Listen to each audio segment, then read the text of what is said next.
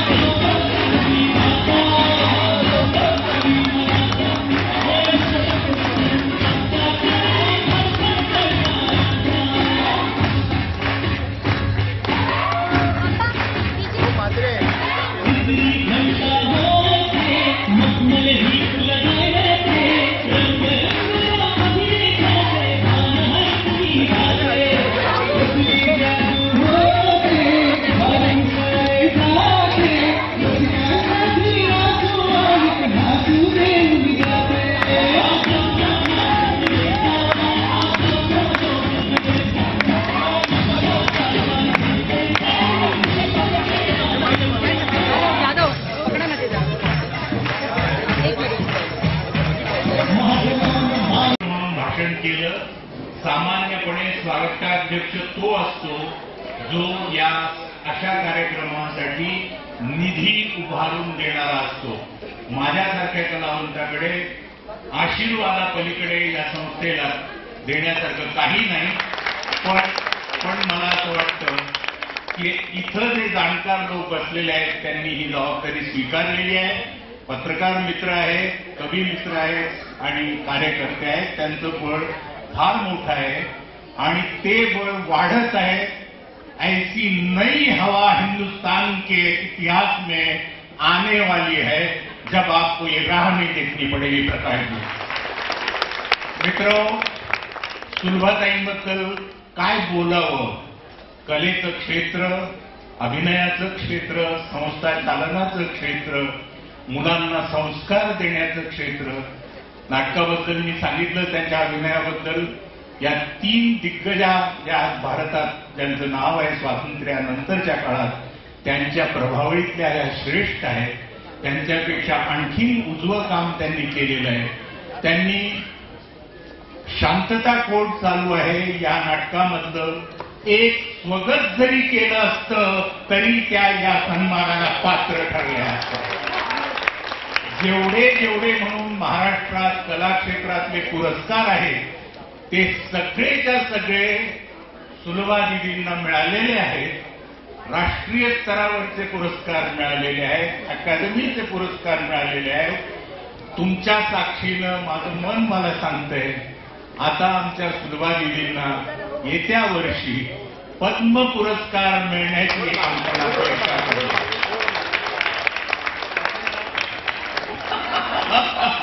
काही कुणी ऐकलं नाही बाबेने, आपण त्यांना दीर्घायुष्य मिळो, त्यांचे आशीर्वाद पुढच्या पिढ्यांना मिळो आणि त्या अशाच कार्यरत राहोत अशी या प्रसंगी सर्वांच्या वतीनं आणि विशेषतः या व्यासपीठाच्या वतीनं 25व्या रौप्य महोत्सवी वर्षामध्ये दीदी आपण हा सन्मान स्वीकारला, हा सर्वांच्या दृष्टीनं गौरवाचा क्षण।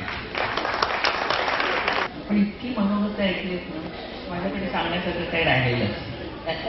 आणि दुसरं असं की मला डिमेन्शिया आहे, म्हणजे विस्मरण रोग आहे, त्याच्यामुळे मी आत्ता विचार करते की ठेवायचं कुठे म्हणून घरात। घर नको, मला घर हवे, घर असं नको, त्यांना पैसे टाकायचे असं म्हणून। आणि बघूया कसं नेता येईल ते नेऊया। पण मी एक सांगू का, काहीतरी 1-2 गोष्टी वाचलेल्या आठवतात। म्हणजे असं की बुद्धाने म्हटलं सत्यम शिवम सुंदर, हे तर आपण ऐकले, सत्य शोधत असतं। मग ते तुमच्या अनेक ह्याच्यामध्ये दिसतं, कोण शोधते ते करत। शिवम यांच्यासारखे जगणं जे असतं ना, ते कसं छान करावं ते यांच्यासारख्यांकडून शिकावं। सुंदरम हा शब्द मला वाटते अमूर्त आहे, म्हणजे काय कळत नाही, सुंदर, छान, अतिशय छान वगैरे वगैरे, पण या ज्या कला आपण पाहिल्या ना त्या त्या शब्दाला पूर्ण रूप देतात, मूर्त रूप देतात। आणि हे मी तेव्हा हे मूर्त रूप हे आपण आता पाहिलं त्या कलेकडे सगळ्यांचाच ओढा असतो. मी भाग्यवान एवढी समजते स्वतःला की माझी पॅशन आणि माझा परफॉर्मन्स म्हणजे माझी आवड आणि माझा व्यवसाय हा एकच असल्यामुळे मी तो पूर्णपणे आनंद घेत असते आणि देत असते. करंदीकर सांगतात की नाही, देणाऱ्याचे हात घ्यावे, हो की नाही? एक देत असतो, दुसरा घेत असतो, घेणाऱ्याने कधीतरी देणाऱ्याचे हात घ्यावे. तसे हात घेऊन द्यायला आता माझं वय राहिलेलं आहे, थोडंसं राहिले ते पण त्या तुला आहे. तेव्हा मी फार बोलत नाही, कारण लिहिलेलं असेल ते मी बोलते, पण त्याच्यामध्ये खूप प्रक्रिया असतात. म्हणजे त्यांनी लिहिले कशासाठी, लिहिले कसं, त्यातलं आपण कोण आहोत, कुठला विचार माझ्या मी जे व्यक्तिमत्व करत असते त्याच्या दृष्टीने मांडला जातो, मग त्याची लय बघतात, सगळंच बघायला लागतं. त्याच्यात तर संगीत असतं, सगळं समगीत संगीत, मग ते तर त्याच्यामध्ये असतं, त्याच्यामध्ये लय असते, त्याच्यामध्ये सूर असतात, त्याच्यामध्ये शब्द असतात, त्याच्यामध्ये भावना असतात, बरंच काहीतरी असतं आणि आम्ही ते शोधत राहतो. जेव्हा ते हाताशी लागतं आणि ते जास्त करून थिएटर देतं. रंगभूमी ही तुम्हाला तयार करते आणि मग तुम्ही कुठल्याही याच्यात जा ना, टेक्निक फक्त कळलं म्हणजे झालं. तर आम्ही बाकीच्या याच्यातून जातो, पहिलं रेडिओत होतो, आवाज कसा लावावा, हळू कसं बोलावं, हळू बोलल्यासारखंच कसं करावं वगैरे वगैरे तिथे शिकलो. आणि हे आवाज घेऊन रंगभूमीच्या इथे आलं होतं ते बापरे, त्याला वापरायचं कसं, अरे तो संबंध त्याने जे लिहिलेलं असेल त्याचा हे कसा जातोय, वरती जातोय, कुठे जातोय, तिथे कोण कोण आहे, त्यांच्या विचाराला फॉलो करणारा कोण आहे, कुठलं व्यक्तित्व आहे, ते मग कसं रिॲक्ट करते, मग ते पण पाहायला लागतं. मग काही जण स्तब्ध असतात, अधिकतपणे पाहत असतात. असं एकच कॅरेक्टर असेल तर त्याप्रमाणे वागावं लागतं. तो विचार मांडणारा असतो, त्याचा दोष वेगळाच असतो आणि या सगळ्यांचं एक संगीत असतं. ते संगीत जाणायला लागतं आणि मग आपण तिथे कुठल्यावरती पाहायला लागतं आणि मग नॅचरल असं जे आपण म्हणतो नैसर्गिक वगैरे ते सगळं येतं. पण हे सगळं केल्याशिवाय काही येत नाही.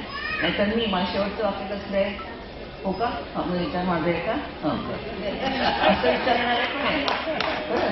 आणि असं कोणी विचारलं ना तर तो शेवटचं वाक्य काय बोलतोय आणि का बोलतोय ते विचारू असं विचारते मी. शेवटचं वाक्य आहे की मग माझं वाक्य आहे ते मी बोलेन असं म्हणतात.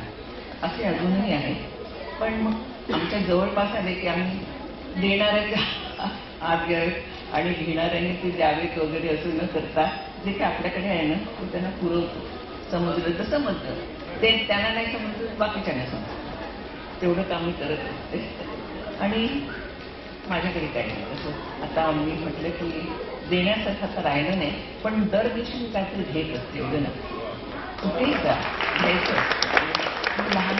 लहान मुलं तर काय सांगतो त्यांच्याबद्दल. मला एक मगाशी छोटी पोरगी आली की मला एकदम आठवण आली की असं लांबलचक टेबल ज्या दिवशी ते एवढं मोठं दिसत होतं, मी तिला देणार तोपर्यंत ते नाहीसं झालं.